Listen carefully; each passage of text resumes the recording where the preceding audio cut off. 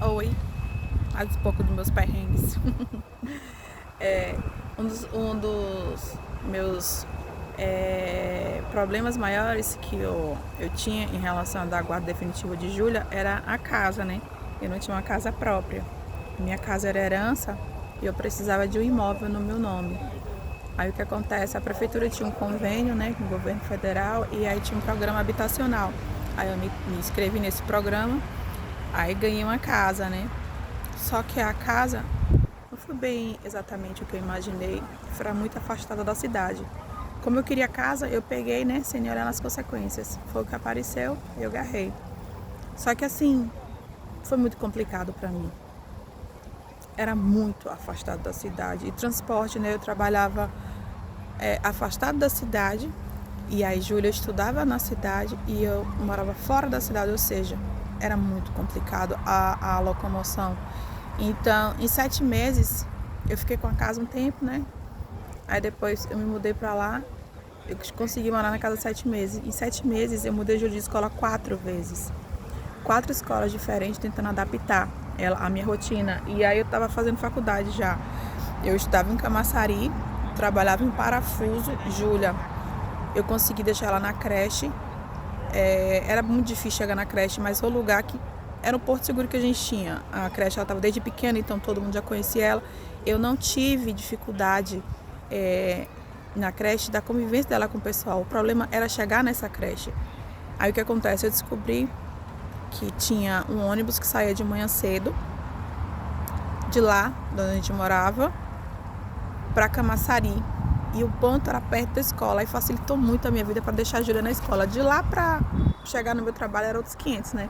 Que eu me virava igual uma louca, que era o que eu fazia. Eu deixava a Júlia na creche, aí da creche eu ia para a prefeitura, pegava um carro, quando tinha carro, às vezes eu conseguia pegar o carro, quando eu não perdi o carro eu ia de ônibus para Parafuso.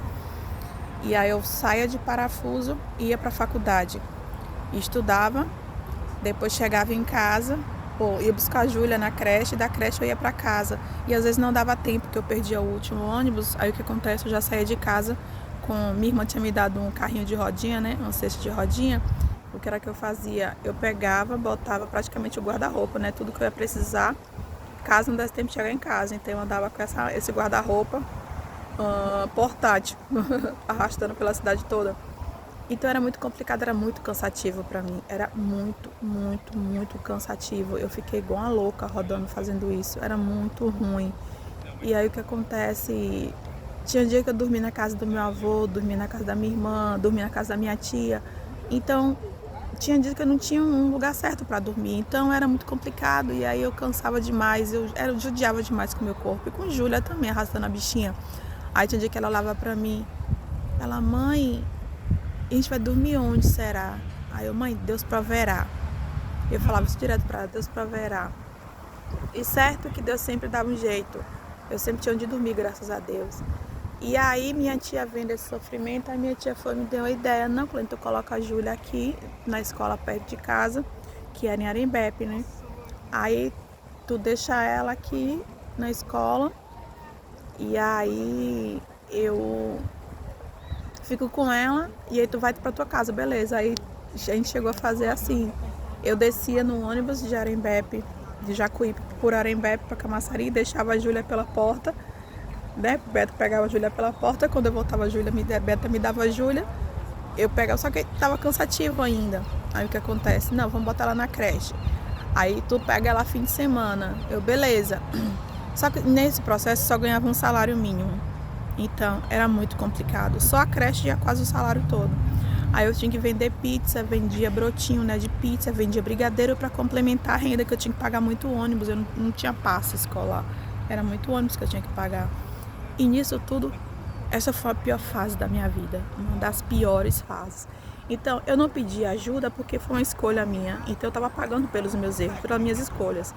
Na verdade, eu agi sem pensar nas consequências. Aí, o que acontece? Tive que passar meu sufoco sem pedir ajuda. Não tinha coragem de pedir ajuda a ninguém, nem falar o que estava acontecendo. Porque, cara, eu comprava as coisas de Júlia, mas tinha dia de eu não ter nada para comer. Eu cansei de dormir sem ter que comer nada, porque não tinha como comprar e não tinha nada real. cansei de dormir com fome. Nossa, cansei de dormir chorando com fome. Mas graças a Deus, Júlia sempre tinha um dela. Principalmente depois que ela foi para Arembepe, porque ela foi com minha tia, então eu me preocupava com ela. Então fazia as marmitas dela, as coisas mandava, e eu, se sobrasse, dava para comer, senão eu não comia. Então eu acostumei a lidar com fome, sabe? Eu passei muita fome nessa época. E assim eu não tinha coragem de pedir ajuda a ninguém. Eu não tinha coragem de falar o que estava acontecendo. Na verdade eu tinha vergonha, né? Fiquei com muita vergonha. Isso é muito ruim, muito triste, porque se eu tivesse pedido ajuda, com certeza minha família ia me ajudar, mas eu não tinha coragem de pedir. Eu consigo pedir para os outros, mas para mim eu não consigo pedir. É complicado. E aí eu me desesperei. Aí eu cheguei a pensar em abandonar a casa. Só que aí eu vou abandonar tanto, sofri tanto. E aí eu vou fazer o quê? Aí eu peguei e chegou um pessoal lá querendo alugar. Eu fiz, olha, eu vou alugar, boa ideia. Aí eu peguei, aluguei a casa. Aí aluguei um quarto e sala lá em Camaçari de Dentro. E aí o mesmo valor do aluguel que eu aluguei cá, em casa agora eu aluguei uma casa toda por R$300. Era 2 quartos, sala, cozinha, banheiro, a casa era enorme, por R$300. E eu aluguei um quarto e sala, era um quarto sala minúsculo, nossa, bem pequeno, por R$300. Enfim, eu queria sair de lá, eu não tinha, meus móveis não coube. Eu tive que deixar meus móveis para trás. Deixei o guarda-roupa, deixei algumas coisas. E aí o que coube no caminhão eu levei. Deixei tudo na casa do meu avô, que o quarto que eu tava só cabia geladeira e uma cama. Aí o que acontece? Eu peguei, fiquei 3 meses nessa casa. E aí eu tinha medo, que tinha muito rato. Era de fundo com terreno baldio. E Júlia tinha pânico, rato, barata. Os ratos não eram rato, não. Parecia um boi, de tão grande. Aí eles ficavam andando por cima, que era a telha. E a gente via aquele negócio gigante. Aí Júlia não dormia, eu tinha pânico. E aí eu, meu Deus, e agora? Meu Deus, a gente aguentou 3 meses ali. Aí quando foi depois, a casa que eu morava estava alugada. Aí tinha uma parte da garagem, a gente conversou com o pessoal, eles não estavam usando. Aí a gente reformou, ajeitou, eu fiquei com 3 cômodos. Aí eu saía pela garagem. Aí foi, nossa, uma bênção pra mim. E aí fui pra lá, mora nesse quartinho, até descobri que não tinha ventilação. Aí começou a criar mofo, fui parar no hospital por crise alérgica direto, mas mesmo assim tava viva, tava bem, não tinha rato, tava conseguindo dormir em paz. E eu não precisava pagar aluguel, tava sobrando para comprar comida direitinho, graças a Deus, Júlia, ela me ajudava demais. Júlia era assim, sempre tinha que ter a merenda, né? E aí tinha dia que não tinha nada para comer assim, aí ela acostumou. Eu também gostava, quando era criança, a mãe fazia pra gente pegar café, colocar farinha, aí botar leite e margarina.